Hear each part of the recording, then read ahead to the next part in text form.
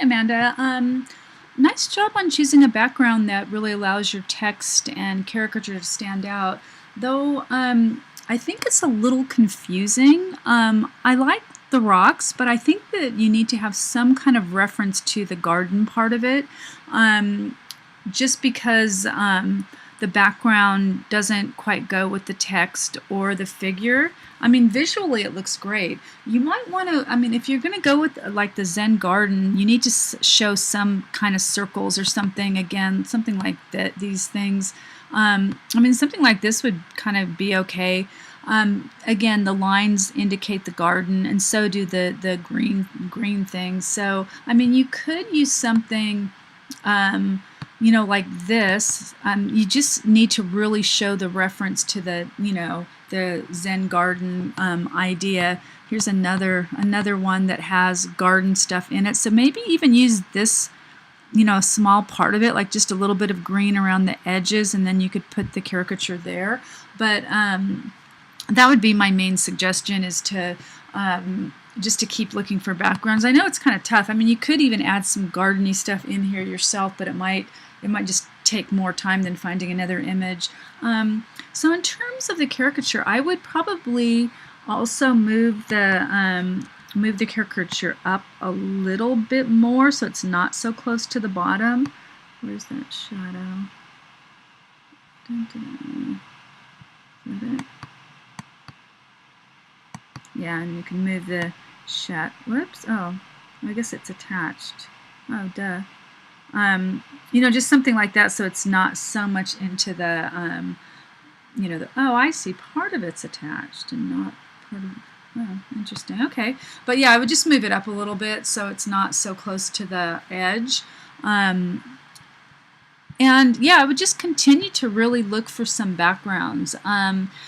It is a little bit hard to see this tool. And again, the rocks on the rocks are a little bit hard to see, so you might want to go in and add a little kind of glow or something like that. Let me see if I can find it. No, that's that.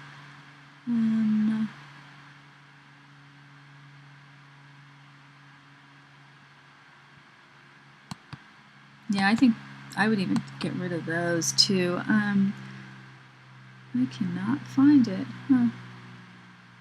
Big gradient. Oh, right foot. That's not too bad. Oh, there it is. No. I don't know why I cannot find the left foot. Oh well. So yeah, and another thing with the text, this garden kind of is hard to see a little bit. So if you're going to use such a fancy font, you might want to make it bigger. I really can't because I don't have this font, but you could think of adding, you know, like a layer style to it too to make it stand out. Something like that. It's just kind of hard to read the text. So you could make it bigger. I just don't think I can because I don't have the font. Let's see what other color you could use here.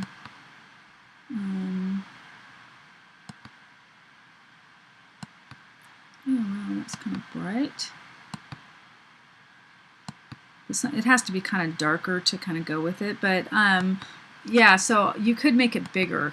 I just know that if I try to make it bigger, yeah, and I'm missing the font, so I can't do it. So that's what I would do, and I would also move it closer to the other words. But again, I would just make it bigger, and then I would just integrate these. I would make the, where's the glitter? I would make the glitter closer, just because you want text to kind of relate to each other and flow. So even maybe another font, because the font is so different than the other ones, that it kind of has a disconnect.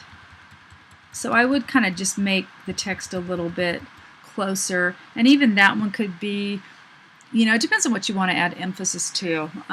So I would just work on creating some differences in the scale relationships.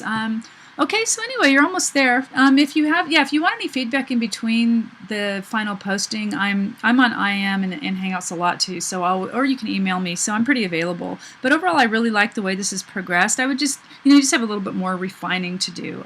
Okay,